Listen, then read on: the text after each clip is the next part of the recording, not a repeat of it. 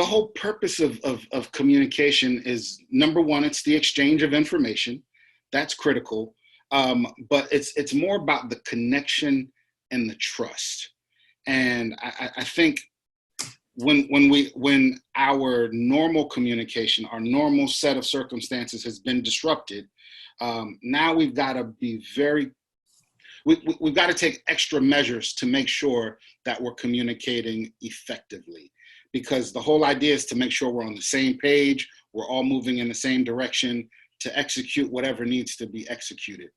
And so back to that whole no huddle idea, I spoke to a defensive coordinator at a very large program, and I said, Coach, when you're out there on the field and you have to communicate to make sure everyone's on the same page, how do you do that? And he said something that was really critical.